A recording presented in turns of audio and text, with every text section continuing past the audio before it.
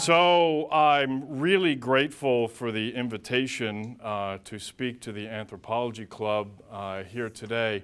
I've been here at the university for about 8 or 9 months at this point, and I've had many, many occasions to speak to a variety of groups, but never on anything of any academic, it's all been administrative kinds of speeches and that kind of work. So this is the first time at IPFW where I get to talk a little bit about something that I actually teach and do research in. So thank you, Anthropology Club, for letting me take my administrative hat off for a moment and put my professor hat back on for at least a few minutes.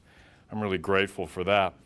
I have no idea if any of you know who Philip K. Dick is, or care, or could name a single work written by Philip K. Dick.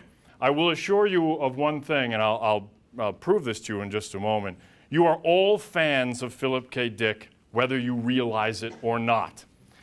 So if you're sitting there scratching your head going, I have no idea what this is going to be about, hopefully this will have some relevance at some point. And at least one slide I used the word anthropology. I did that for you. I don't know if I'm using the word correctly. But I do have a slide where I slipped that word in. I've been lecturing on Philip K. Dick and on science fiction for a long, long time. As was mentioned, it's one of my own research specialties. I also do a lot of work in what's called literary naturalism, which you probably haven't heard of either. The overlap between science fiction and literary naturalism is that they are both fields of literature in which we are interested in the relationship between science and technology and art, right, and literary creation. So the literary naturalists were interested in that, and of course, so is science fiction.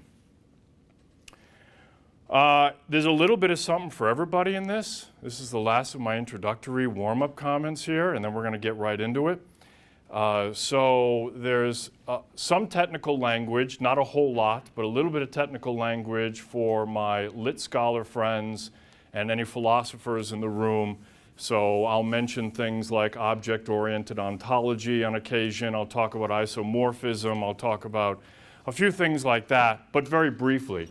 And then I've got some stuff in here that I think the engineers will appreciate. I've got some stuff that I think the anthropologists in the room will appreciate.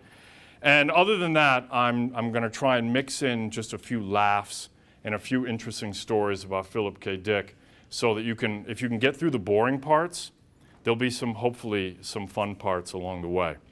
So here we go. I got to take my glasses off to read, which means I can't see you very clearly. So I'm just going to pretend you're out there and we'll go forward. So let's take a note of one important thing right at the outset. I have a considerable amount of gray hair on my head, and I realize that some of the people in the room, because you are much younger than me, probably don't get the reference in the title of my piece, Space is Not the Final Frontier. So let's just, a quick quiz. How many people get the reference? What am I referring to? Star Trek, right? The original Star Trek run. Now, it's anyone's guess if this is going to work. So this is actually supposed to be, come on, let's see if you can hear it. From the original Star Trek run in the late 1960s. It's going to require the speakers work, and they don't seem to be. This is a show called Star Trek. It was very popular for a long time. The original Star Trek series with Captain Kirk and Mr. Spock and Bones and all that stuff aired from like 1966 to 1969. I may be off by a year, somewhere around there, only for 3 seasons. But the opening montage, the opening credit scene has Captain Kirk saying this kind of what has become a famous little monologue where it starts, space, the final frontier.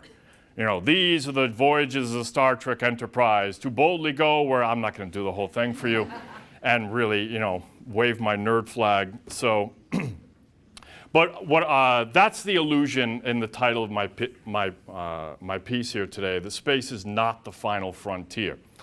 So I'm sorry that the sound didn't work, but we'll move on. Let's go to my next slide, please.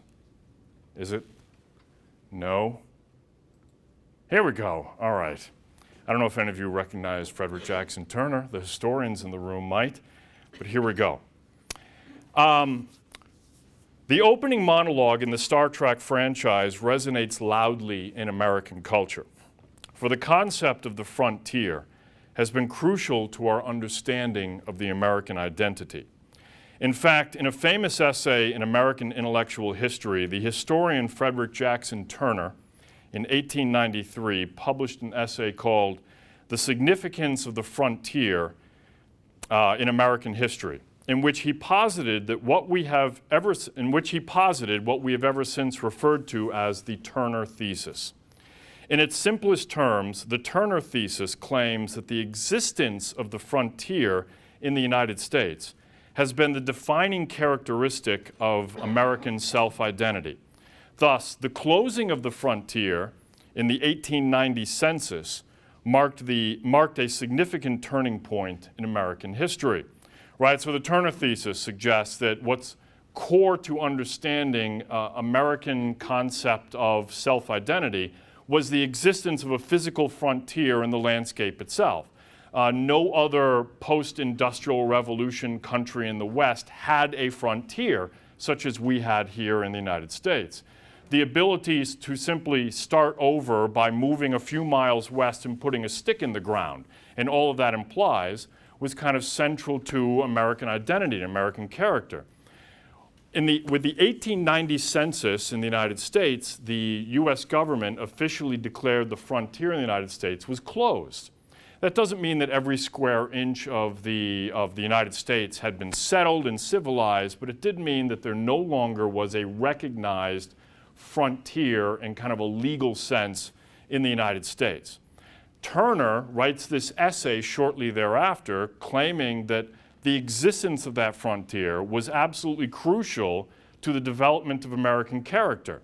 And the question for Turner and for historians after Turner is, what happens now, right? Who are we now as Americans? So we see, for instance, right, let's cycle back to the beginning of Star Trek, right? Space, the final frontier. We see in one version of this an attempt to redirect our sense of identity onto another kind of frontier, right? And we can't go west, we will go into space and conquer other planets and so forth and so on. What I would like to do today is to talk a bit about the concept of the frontier, but I'm going to do so in the context of a discussion of the life and work of the famed 20th century science fiction writer Philip K. Dick. We may cross borders and enter frontiers physically, and we come to know and describe borders and frontiers spatially, but our perception and our experience of these spaces is internal. We understand the frontier in the mind. It is every bit as much an out there phenomenon as it is an in here phenomenon. Space, thus, is not the final frontier. The final frontier is the one we come to know as we look inward. In terms that many science fiction writers and readers may appreciate, the infinite reaches of space are matched and mirrored by the infinite reaches of the perceiving mind, and both are just as cold and dark and lonely in certain corners. We often think of borders and frontiers as having horizontal implications. I'm going to use a little geometry here, but just picture this metaphorically, right? When you think of borders and frontiers, we are often thinking outward across the horizon. When you think of another historical concept like manifest destiny pushes us westward toward the horizon. But the concept of the border can also be thought of as having vertical meanings too. To transcend is to cross a kind of vertical border and to enter a new kind of frontier.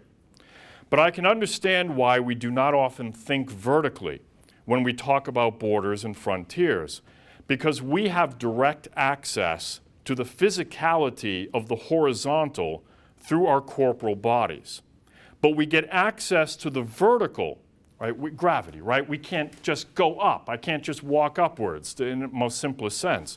We gain access to the vertical only by shedding the chains, both physically and perhaps metaphorically, of gravity and leaving behind the corporal in favor of the mental or the imaginative. So what a lot of science fiction literature does, at least space-based science fiction, is it inverts the axes and it allows us, of the horizontal and the vertical, and allows us to picture the vertical as an actual realm that we can encounter physically, right? We can get into a spaceship and go upwards and go to other planets and that sort of thing. So this is an interesting thing that science fiction, space-based science fiction, can do that a lot of other literary fields do not do or cannot do for whatever reason, is invert these axes and this understanding that we have of the physicality of frontiers and borders from a horizontal experience to a vertical experience. So here's a little roadmap for our next, however long you give me, 20 or 30 minutes. I'm going to introduce you to Philip K. Dick, and I'm going to talk a bit about a moment in his life when he left the horizontal and went vertical. And I'm going to share a bit about how Philip K. Dick attempted to come to terms with this moment of transcendence through the written word. In other words, what I'm going to do is note that when Philip K. Dick wanted to come to terms with a moment in which he crossed a border and entered a new epistemological frontier, he did so through the act of writing, which is at once both a physical and an intellectual endeavor. Having shared this story from Philip K. Dick's own biography, I'm going to use it as a metaphorical springboard for suggesting that literature itself, understood as a kind of territory in which the dual acts of creation and interpretation inform each other, represents a kind of final and borderless frontier in which humans pursue their greatest endless intellectual discoveries. It will no doubt be a bit of an electric Kool-Aid acid trip of a lecture, but I ultimately hope to impress upon each of you a bit about the transformative power of literature itself as we think broadly about the twin concepts of the border and the frontier. So, okay, we've arrived at the point where I convince you that you're all fans of Philip K. Dick, even if you've never actually heard his name at all. And that's because Hollywood loves Philip K. Dick and keeps churning out movie after movie after movie that is based on either a Philip K. Dick novel or short story or even just an idea. And even a lot of Hollywood movies that are not technically based on Philip K. Dick borrow so many of his ideas that they should probably be sued for intellectual property theft. The Matrix movies, Philip K. Dick did all of that stuff long before the Wachowski brothers came out with The Matrix and so forth. So what are, there's Philip K. Dick, by the way, looking very thoughtful and, you know, smart. So it all started with Blade Runner. Blade Runner fans? Awesome, okay. If you're not, a word of advice, there's 7 different versions of Blade Runner out there. You are allowed to watch any of them except for the original theatrical release, which is an abomination, okay? If you're watching a version of Blade Runner and there's a narrative overlay, you are watching an abomination. Watch either one of the 2 director's cuts. There's 2 director's cuts, and there you'll get a better version of Blade Runner. But this was the first movie based on major Hollywood production based on a Philip K. Dick work. And this was based on Philip K. Dick's novel, Do Androids Dream of Electric Sheep? I don't know if any of you have read it, but it's one of his better known novels. And it became this really kind of a seminal movie, Blade Runner. But there's been many others, right? A lesser well-known, Screamers. You got to be a hardcore sci-fi fan to know this one. Oh, you guys know Total Recall, right? This is the fun one. We like this one. Did you guys see the follow-up with that came out a couple years ago with Colin Farrell? This was the unfun one. It's totally boring and derivative. I would go back and watch the one with Arnold if you want to watch Total Recall. But both those are based on a short story by Philip K. Dick called We Can Remember It For You Wholesale, which is a fun short story. Does anyone at all know this movie? I would be surprised if you did. It's a French film.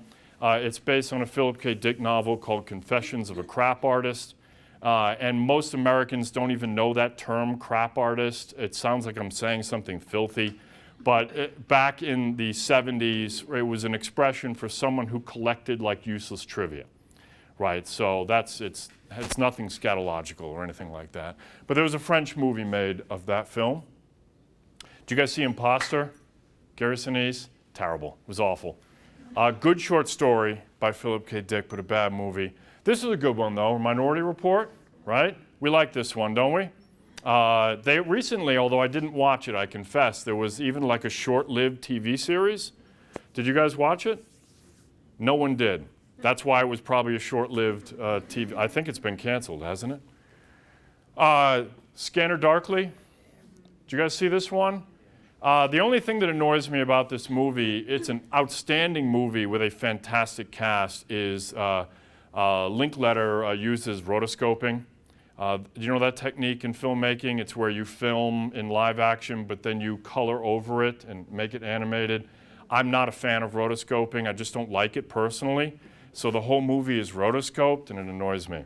But it's a great, this is based on the novel Scanner Darkly by Philip K. Dick. And this is his end of the drug culture era novel. Philip K. Dick did a lot of drugs. Let's just get that. He was a walking pharmacy, okay? And I mean that literally. He was, a lot of drugs. But towards the early 70s and he grew up in Berkeley, right? He was based in the Bay Area. So he was right there at he was in the epicenter of, love and drug culture, right there. His house at the time was just a flop house for, he didn't know who was sleeping on his floor from day to day. He would wake up, there'd be 20 people sleeping on his floor, strung out. He didn't know who they were, he didn't care. He would shoot up himself or whatever he would do and go back. But all those people died, right? They all died of drug overdoses, or they fried their brains, there were mental institutions, and so when Philip K. Dick started to sober up a little bit in the early 70s, as America kind of sobered up a little bit in the early 70s, and then we had the oil embargo and all that kind of stuff and the economic downturn, he wrote this novel about kind of the dark side of drug addiction and so forth. Remember this one, Paycheck, with Ben Affleck? Oh my goodness, I hated that movie. It's a fantastic short story, however, by Philip K. Dick. Next was even worse, right? I like Nick Cage, right? He's goofy, but come on. But this was a terrible movie. This wasn't bad. Remember The Adjustment Bureau? Came out a few years ago. That was also based on a Philip K. Dick short story. The movie is quite a bit different from the short story, so I would say loosely based, but Philip K. Dick still gets credit there. This is the most recent thing. Have you guys been streaming or binge watching on Netflix? No, Amazon Prime, right? Man in the High Castle. This was the novel by Philip K. Dick that he wrote. He had, in the 50s, written a bunch of novels and wasn't having a lot of success and kind of gave up novel writing in despair. Took a year off and decided to become a jewelry designer. He went to work for his third wife, who ran a jewelry store, and he was going to design jewelry, and they were going to be a happy couple working together, and he wasn't going to write. He turned out to be a lousy jewelry designer, and he hated it, and he didn't want to work for his wife, so he decided he'd write another novel, and he wound up writing one of his most famous works, The Man in the High Castle, which was published in 1962, and it won the Hugo Award that year. He never went back to jewelry design after that. Okay, so you are a fan of Philip K. Dick even if you've never read anything by him. What Hollywood should do, I would argue, is make a movie of Philip K. Dick's life. I could quite easily fill up all of my remaining time here this afternoon just telling you stories from his wild, chaotic, strange, and dangerous life. I could talk about his 5 failed marriages. I could talk about his drug use. I could talk about his 2 suicide attempts, his extreme poverty. I could talk about his run-ins with the CIA, his run-ins with the Black Panthers. I could tell you about his strange theories about the Polish science fiction author Stanislaw Lem. I could tell you about the time his house was broken into and his files destroyed, a crime which remains unsolved to this day. I could tell you about the time the FBI tried unsuccessfully to recruit Philip K. Dick to become an informant on anti-American activities during the early years of the Cold War. I could tell you about the time he tried to become a jewelry designer. I already did. I could tell you about his complicated relationship with his twin sister who died in infancy. Or I could tell you about his early years working in record stores, or the divorce of his parents, or his bouts with agoraphobia, and so on and so on and so on. The guy's life is wild, dangerous, and amazing. But I'm just going to focus in for just a few minutes, the next 3 or 4 minutes here, and tell you about a short moment in 1974. He called it 2-3-74, February to March 1974. And use that as a launching pad for some other things I want to share with you today. So, hey, trivia, anyone recognize the artist? Famous cartoonist? Crumb. This is Crumb, right? So, I'm not going to read this. I'm just going to tell you this story kind of extemporaneous because I think you'll enjoy it a little bit more that way. So Philip K. Dick, now in the 60s, like I said, he was a pharmacy, took a lot of drugs. Now having said that, his drug of choice was amphetamines, uppers, right? And he used them to fuel his writing style. What he would do is he would imagine a novel in his head. I mean, he would get it all worked out in his brain.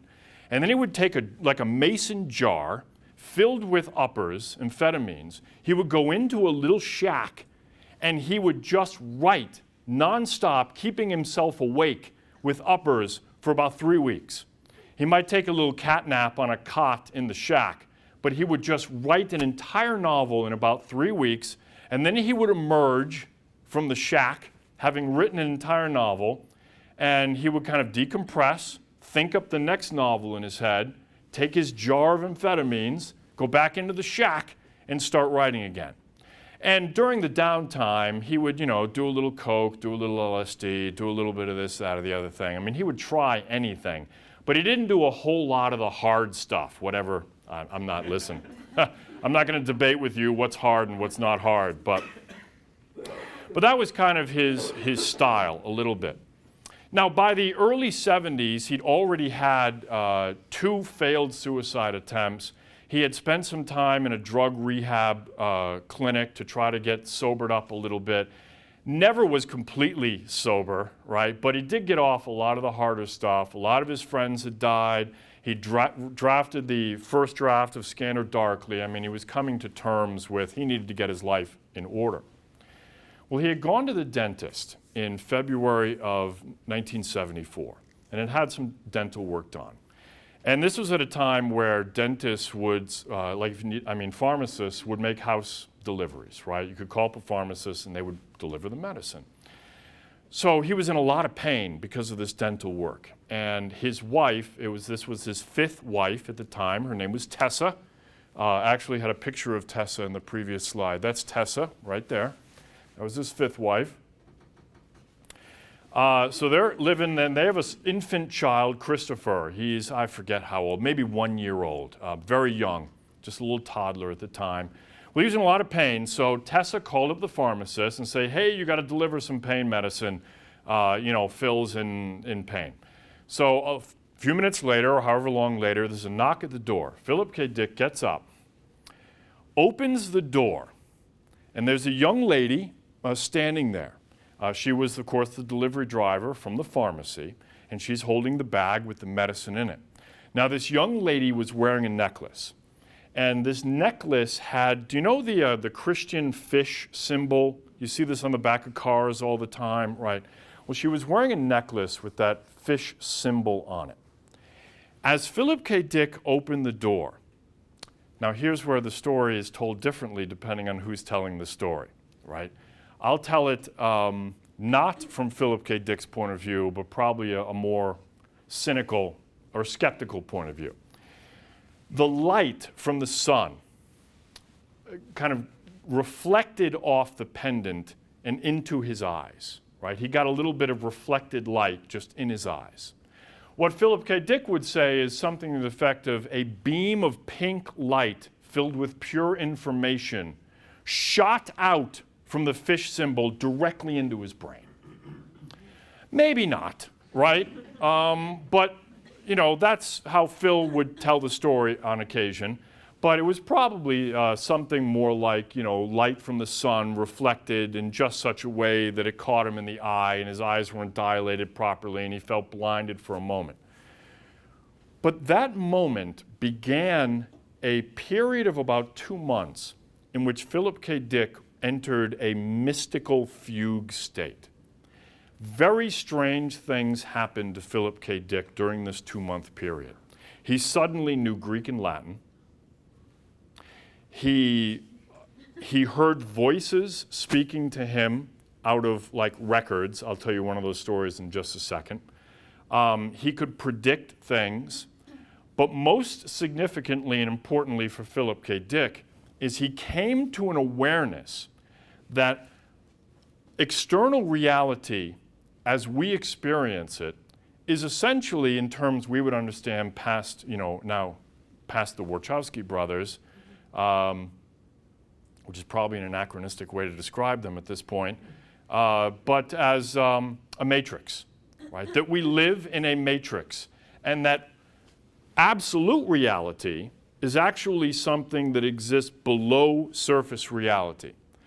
Moreover, time, in an absolute sense, stopped in 70 AD and did not resume again until 1945, which coincides with the discovery of the Nag Hammadi manuscripts in the Middle East, right? Those are famous Gnostic spiritual texts. Everything in between is a matrix-like illusion.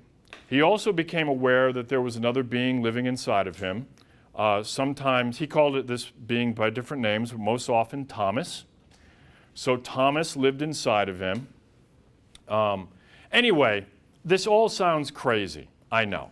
And it's very common for casual Philip K. Dick scholars to just dismiss it as his brain was fried on drugs, he dropped one too many, you know, blotters of acid, or whatever the case may be.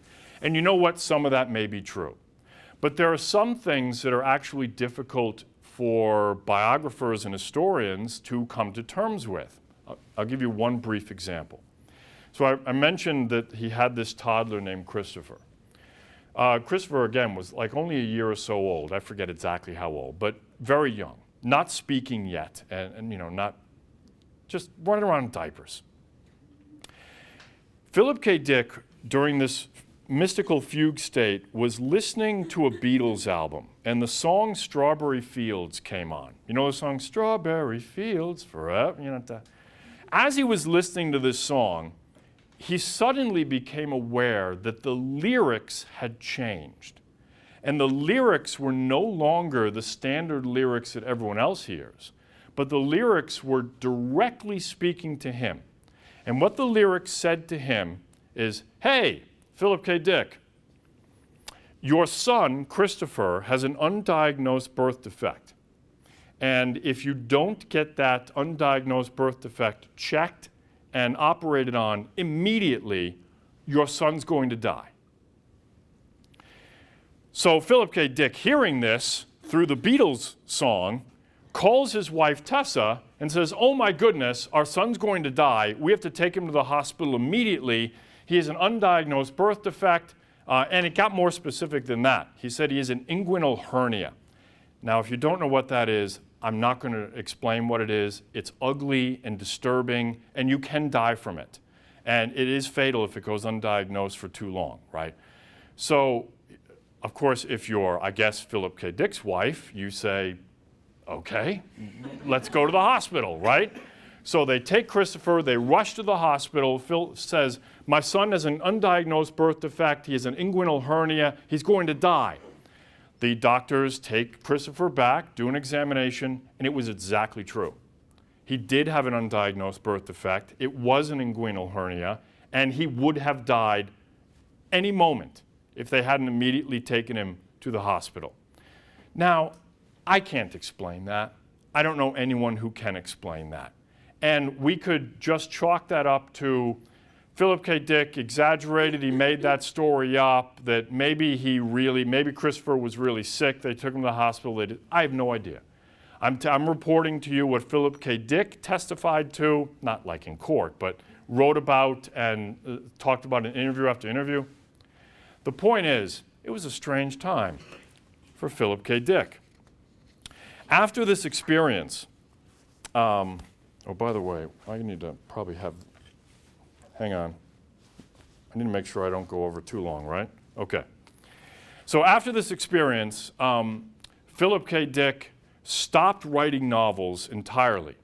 And he devoted the next 5 to 6 years of his life to only really one writing project. He did finish a couple things he'd already drafted, made final drafts and published them, but they were already in first draft state.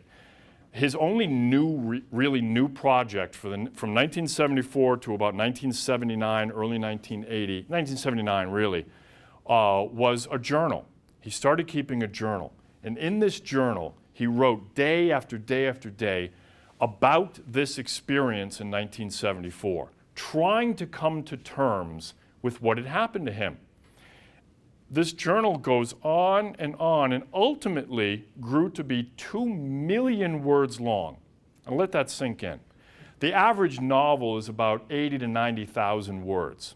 So 2 million words, you're talking 20 novels worth of writing. Oh, by the way, I think I have a picture of, ultimately, he came to call it his exegesis. The full exegesis has never been published in its entirety. All 2 million words is not in print. But this is the most complete version of it. I hesitate to say exactly what percentage this would be. Maybe half or so, maybe a little less than half, maybe a third of the exegesis. But most of this document is just Philip K. Dick being obsessed over trying to come to terms with what in the world happened to him in February and March of 1974. While he's writing this journal, he's reading everything he can get his hands on. He's reading scientific treatises. He's reading philosophical treatises. He's reading theology. He's reading sacred texts. He's doing everything he can. He's even going back and rereading some of his own works that he had written in the 1950s and 1960s to try to look for clues that would explain what had happened to him. To Philip K. Dick's credit, one of the theories he entertains is that he's had a psychotic break and that he just imagined all of it, right? Ultimately, he dismisses that. That ultimately is not a satisfactory explanation for him. But he goes through, just dozens of these, all kinds of possibilities. Out of that long writing project called the exegesis, when he finally, in about 1979, turned to writing fiction again, he wound up writing 4 what we call the late novels, because he died in 1982, right? So this was just a few years before his death when he finishes the exegesis, starts writing novels again, writes 4 novels. He writes Valis, Divine Invasion, Radio Free Albemuth, and Transmigration of Timothy Archer. Each of these 4 novels, in a sense, grew directly out of the exegesis. In fact, in a few of the novels, there are passages that are copied word for word out of the exegesis into a novel. But for the sake of the novel, they have to be rewritten and refashioned to kind of fit a story, a narrative that he's trying to tell. There isn't one consistent philosophy or cosmology that emerges from these novels and from the exegesis. But if you extract some common themes from some of these documents, particularly from the exegesis and from the novel called Valis, that's V-A-L-I-S, which actually stands for a vast, active, living intelligence system. We can come up with a kind of mythology that emerges, right? So from the exegesis and from the novel Valis, and Valis has this appendix attached to it called the Tractates Cryptica Scriptura, which is like a small spiritual, like a theological text with a bunch of passages, some of them pulled from the exegesis, that kind of make a cosmology, a religious system of sorts. So I'll try and do this in 1 minute so we can move on to other interesting things. But he believed in his mythology that there's ultimately the one. That's the God, the one absolute God. The one wanted to create a being that would be isomorphic with itself. That's a term, isomorphism, that suggests that it is not the same, but is a structural equivalent, right? So, in other words, right, God wanted to have a companion, put it that way, that was God's equal in some way. How do you create that? Well, you create it first by taking an egg and fertilizing this egg with twins, form 1 and form 2. And the plan is to, after a period of gestation, for these twins to be born, and twin 1 would create, form 1 would create hyperuniverse 1, and form 2 would create hyperuniverse 2. So you would have like form 1 creating this hyperuniverse 1, and there's form 2 over here creating hyperuniverse 2. The mingling of hyperuniverse 1 and hyperuniverse 2 create the hologrammatic university. That's great. That's a typo. Although we're at a university, but the hologrammatic universe. And that's the universe we live in. We live in the hologrammatic universe. So you can tell from the phrase itself that it's a kind of matrix that we live in, right? That this universe is a hologram. It's not ultimate absolute reality. It's a hologram we live in, created by the intermingling of hyperuniverse 1 and hyperuniverse 2. Are you with me so far? The purpose of the hologrammatic universe is to evolve a being that would be isomorphic with the one. That's us, kind of, right? Now, we're not there yet. We're a long way from being isomorphic with the one, but we are part of that evolutionary process that would ultimately result in a being that would be isomorphic with the one. Here's the problem. I mean, that sounds great, right? How nice. The problem is that what happened, form 2 in the egg got impatient with being born. And so form 2 popped out of the egg too early, before form 2 was fully cooked. But form 2 didn't realize that it wasn't fully cooked. So form 2 is flawed. And because form is deformed, right? Not fully cooked, and therefore form 1 and form 2 are not symmetrical. They're asymmetrical now.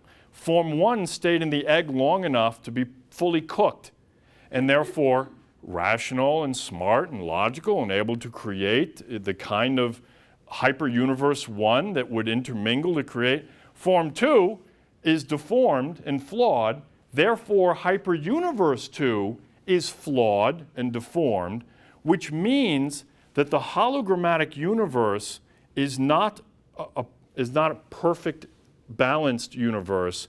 It's instead a layered universe with the kind of good layer of hyperuniverse 1 and the deformed layer of hyperuniverse 2. You with me? So the hologrammatic universe is actually a layering, these are the terms that Philip K. Dick would ultimately use, of the black iron prison and the palm tree garden. The palm tree garden being hyperuniverse 1 and the black iron prison being hyperuniverse 2. This is also an explanation for how things like evil and pain get into the world, right? This, if you know anything about Gnostic religions, this should sound very much in line with Gnosticism, right? And in fact, Philip K. Dick was very influenced by Gnostic theology, although his Gnosticism is not pure. It's infused with a lot of pre-Socratic and Socratic thinking as well, and some other stuff, some Jungian psychology, I mean, a whole bunch of junk gets in there, but not junk, I say that in love, but other stuff filter into this. This creates, right, black and then presumably the white of the palm tree garden as kind of the zebra effect, the zebra principle. Form 1, to make things more complicated, Form 1, because Form 1 was perfect, understood that Form 2 was imperfect.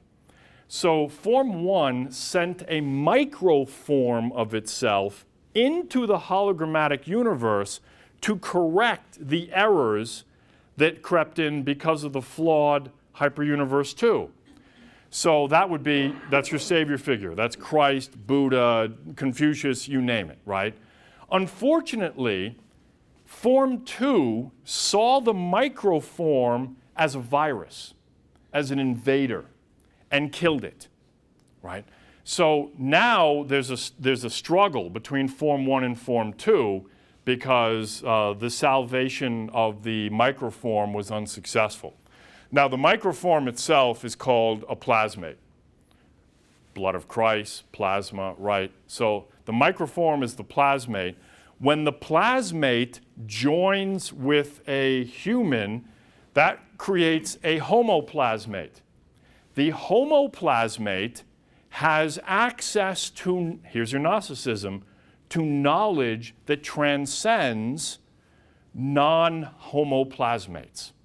In other words, homoplasmates would have access to the knowledge that, for instance, secretly there's someone living in me named Thomas, time stopped at 70 AD, time didn't resume, all that sort of stuff.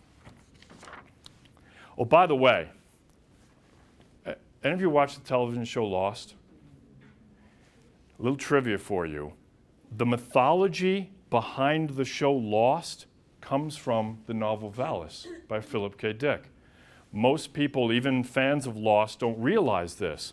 But if you go back and rewatch Lost, there's a moment when the creators of Lost tried to give us a little hint. It's late in the series run. I think it might actually be in the final season, but don't quote me on that. It's been a while since I've watched Lost.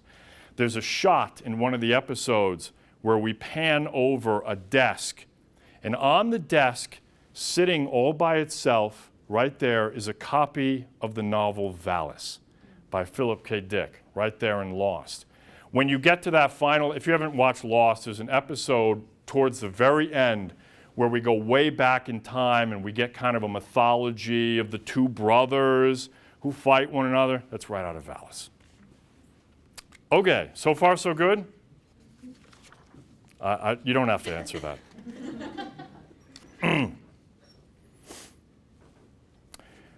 During the 3 decades of his writing career, Dick explored numerous philosophical, theological, sociological, and political ideas. He didn't often have answers to the questions he raised, but he was relentless with his questions. Although no one idea or theme can be said to contain the rest, the works are too diverse for that.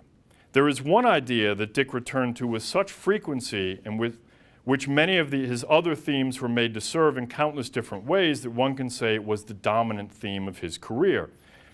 That stated as a question Dick asked throughout his career if one can ever know in terms that Descartes himself might appreciate with complete certainty the absolute, right? Is there any way humans can come to know absolute reality? What is fundamental, what is unchangeable, what's absolute, take it to the bank, true? So behind this thin fabric of human civilization saturated with power politics, technology, and media, above both broken and successful human relationships, beyond the epistemological problems caused by human subjectivity, questions such as what is there and is it knowable remain.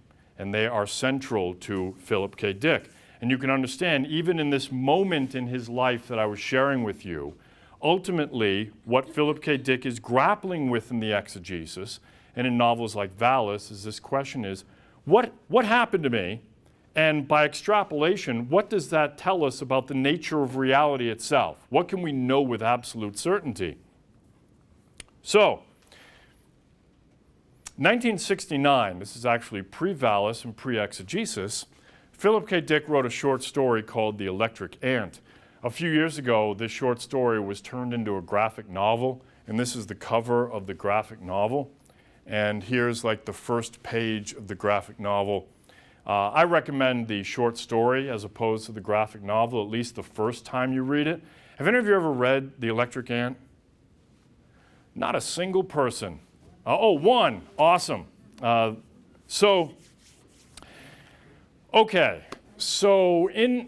Here's the shortest version of the story I think I can tell to get everyone up to speed. So there's a guy, Garson Poole, that's this dude, right?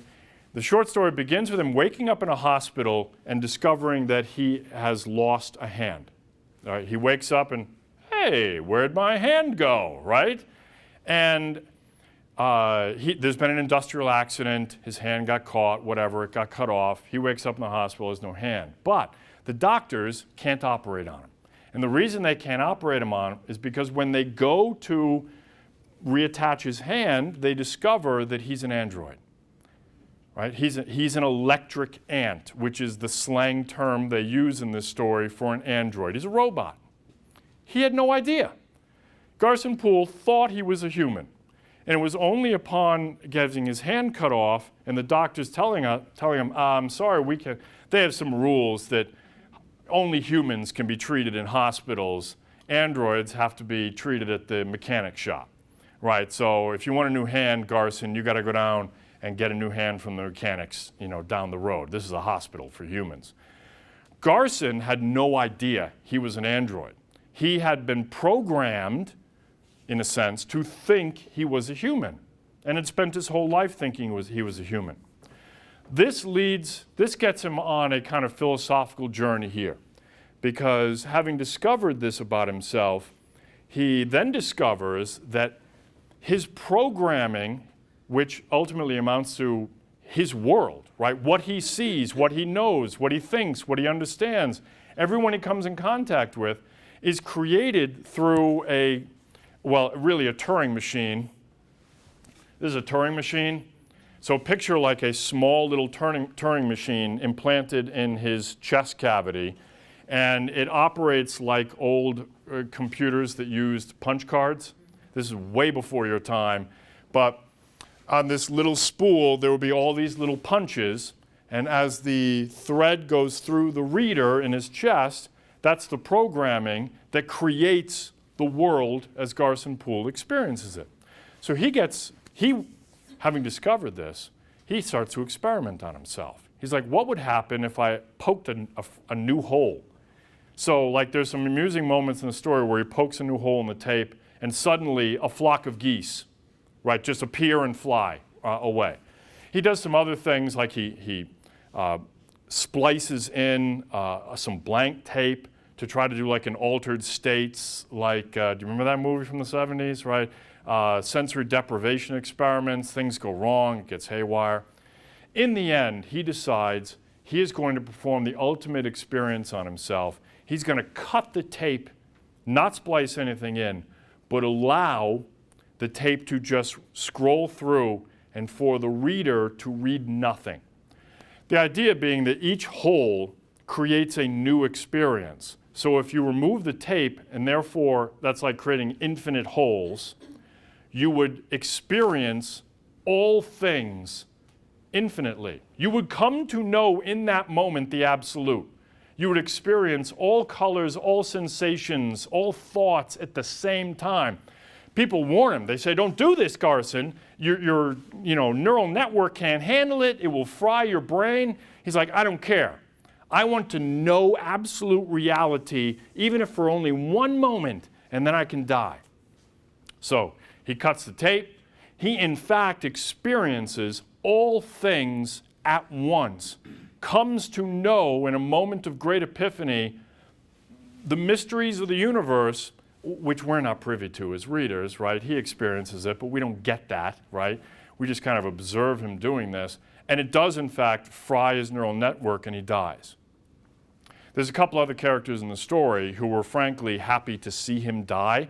They wanted him out of the way. He was an android. And so they're kind of sitting around and they're, well, thank goodness he's dead. We're fine. We can move on without that stupid android getting in our way. But then an interesting thing starts to happen at the end of the story. Bit by bit, pieces of their world start to go away. And the birds disappear, and the trees disappear, and the grass disappears. And in the very end of the story, all that's left is the blowing of the wind. So this raises all kinds of questions, right, about the nature of reality and how we experience it, and what is absolute and what is not, and what the role of the perceiver is in the construction of reality. So my scientist friends with your Copenhagen interpretation of quantum mechanics will appreciate, how many of you is that? All three of us, right? Can appreciate, right, the implications for, wave function collapse, right, in that moment without the perceiving observer. All these things are kind of built into this story philosophically. In fact, here's my one slide that uses the word anthropology. Some of I'm not going to go over this in detail. We obviously are almost out of time. But some of the ideas that emerge in terms of our understanding of human nature as detailed in this story are on this slide. Everything from, Cartesian mind-body duality to interactionism, to the non-philosophers in the room. If you don't know what these are, Google them, right? Embodied cognition theory, artificial intelligence, cybernetics and systems theory, complexity theory, Turing machines, epiphenomenalism, qualia and phenomenology. I'd love to talk with you about Thomas Nagel's famous essay, What It's Like to Be a Bat. How many of you read that essay? All of nobody, one person. But some of that thought will give us some insight into the story as well. The nature of empathy, and of course Philip K. Dick's own thoughts about the human-android dichotomy and the post or transhumanism of the electric ant. In fact, following up on that last point, posthumanism itself is a theme that emerges within the context of the electric ant. Again, this is just a quick overview. I can't go over this in much detail, but there's different ways to think about the term posthumanism. They all overlap a little bit, but sometimes you have to nuance the argument a little bit.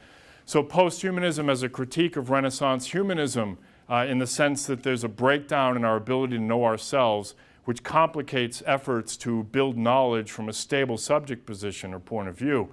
There's posthumanism as anti-anthropomorphism, in the sense of a post-structuralist critique of human centrism. The human-android dichotomy redefines human nature in terms of empathy, which can be located in artificial constructs, cyborgs, animals, and even sometimes in humans. And then posthumanism as a kind of transhumanism in which Philip K. Dick regularly explores the ways in which human consciousness expands and or evolves through the use of genetic engineering, drugs, or transcendent epiphany. All of these things are implied in this larger quest. So I'm building outwards, right? So we're trying to see an example of a moment in Philip K. Dick's life. Now we're looking at a short story in which he's exploring, even though this predates his mystical fugue, he's still exploring some of these same notions about human nature. When we turn to the exegesis, let's go back to that journal for a moment. He actually has a couple passages where he's reflecting back like a kind of philosopher or literary critic on his own story, The Electric Ant. So he has this one passage talking about the absolute world, and he says, if you insert an absolute event into a relative system, no matter how much the relative elements change, the absolute event is still there, in which case the value of my published writing is that it teaches us to look beneath, behind, or below the palpable landscape, to regard it only as a cunning veil, and to detect at last the absolute event, the first advent, which is the true landscape around us, except in such works as The Electric Ant, where one finds the concept or worldview found in which another reality is found when the surface is peeled back layer by layer, exposing at last the absolute world. Question mark, right? He's asking this question of himself, right? Is this the counterposition we learn in The Electric Ant? In another passage, he writes, and this is very much matrixy stuff prior to the Matrix. If we humans are part of the generated reality field, matrix, and in a certain sense it is not real, then in that same sense, we are not real. See The Electric Ant, right? At the end, with the removal of the tape, all of reality begins to disintegrate. Not just our free will is illusory, but also our very substance. We are no more than points of view, mere loci. We are provided a space-time here and now, fitted into one locus of the field, and are compatible with that specific space and time. I am inseparable from my space-time continuum, and that continuum is generated by an entity or construct more sophisticated and complex and faster than it, i.e., than us, the continuum, us and our world. Literally, I am generated by it, not just my world. And if that world is transformed, the process equally affects me as part of that world. There's a lot to chew on in these quotes. I'm merely sharing them as an attempt to illustrate the way Philip K. Dick struggled through the written word to come to terms with this transcendent experience and what he was learning by studying his own works and by his religious experience in 1974. By the way, Philip K. Dick himself was an Electric Ant. I don't know if you're aware of this. This is just a humorous side note. In the, I forget exactly when, I want to think early 90s maybe, though don't quote me on that date, there was a team of programmers and robotics researchers, 2 universities and then an independent laboratory, I believe, were involved, in which they created a life-size android of Philip K. Dick. Were any of you aware of this? And you could actually, at the time, you could go to this Philip K. Dick android, would go to like different sci-fi conferences, and you could go and you could talk to it.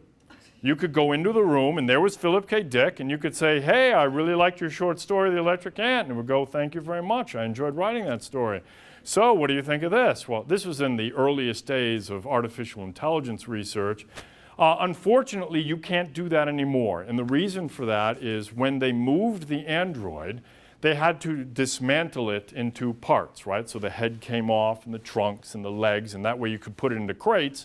And one time the android, the Philip K. was being transported from one place to another by plane, and the head disappeared. No lie. Someone stole Philip K. Dick's head. Now, I actually know because I used to work with one of the researchers who was on the team that built the Philip K. Dick android. He was actually the researcher who did the software programming for the AI interaction. And I was like, why didn't you just build another head? And they weren't necessarily Philip K. Dick fans. Oh, we were interested in other things. We went on to do other kinds of robotics research. We'd done that. So we weren't going to do it again. And I'm like, oh, we need Philip K. Dick's head back, please. Oh, well. Why is there a turtle? I'd love to tell you why there's a turtle there, but it's 1 o'clock. So I can't tell you why there's a turtle there. I have written about the turtle. So if you want to follow up, there's ways you can get at the significance of the turtle to Philip K. Dick. But let me end with these notes. There are lessons here that may have broad implications for understanding science fiction as a genre, literature as an intellectual enterprise, and perhaps even the very nature of human nature itself. Space, as I've said, is not the final frontier, except as a site in which American exceptionalist enterprise can stage its greatest, endless, triumphant drama. I say with some wryness. The final frontier is the only frontier, and that is the mind of the individual observer. As a mechanism for the mirroring of the subjective mind, literature itself is a kind of landscape, the visual, physical embodiment of its creator's mind. Thus, the act of interpretation is an act of landscape mapping, a universal errand into the wilderness which makes each of us a kind of Magellan or Balboa or Lewis and Clark, but with the distinct feature that everyone is following his or her own equator. Perhaps then the relationship between humans and culture, especially culture in terms of literary production, is one of an evolving isomorphism, whose project might be fulfilled at the point of reaching a pure isomorphic mirroring of the subject and the cultural literary object.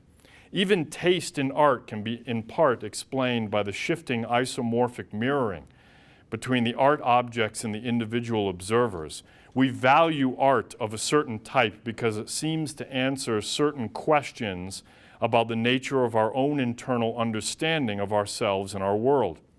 To quickly return to the discourse of American literary history, this may give new meaning to the concept of the great American novel. It would be a novel isomorphic with the United States as a cultural object with a unique set of features and a distinctive identity. Framed entomologist E.O. Wilson, who I point out with some pleasure given today's talk, made his mark on the scientific community largely through his study of what? Ants. Very good. Has suggested in his recent book, The Meaning of Human Existence, an understated title, still playing on the stage set by C.P. Snow in his Two Cultures lecture, that the humanities are the disciplines that hold the promise of an endless fuel for the human need to know and create, unlike the empirical sciences, which hold the promise of the revelation of basic truths about the nature of the universe, but which have a predetermined end, and whose project and value ultimately end when full explanations have been achieved. At that theoretic moment in the far future, science will no longer serve as an enterprise that speaks to and helps satisfy the human need to know and to know oneself. Science will no longer serve as an intellectual frontier at that moment, and at that moment the humanities will remain as they do now, as a means through which humans can continue to fashion mirrors that reveal us to ourselves. So goes the argument from E.O. Wilson. Literature itself, not just science fiction literature, therefore, is a path without an end. It is a symbolic frontier that will never be closed by any census of 1890, in which the implications of the Turner thesis broaden out and speak to not just idiosyncrasies of the American identity, but to the human intellectual condition itself. To embrace this symbolic landscape is to relocate the frontier from a bounded territory to an unbounded territory, which better matches the seemingly unbounded landscape of the human mind. This allows for the perpetual renewal of the frontier trope as central to the American identity, but it also opens new possibility that there can be an isomorphism between the subjective mind and the outer frontier of the science fiction landscape. And this parallels the larger potentiality for literature itself to serve as a landscape through which humans tramp, boldly going, perhaps, or wandering lost, perhaps, in the endless intellectual effort to find ourselves. Creating literature and acting upon it through interpretation are complementary enterprises that fashion the mirror in which we will one day come to recognize ourselves. Thank you very much for your time. Thank you.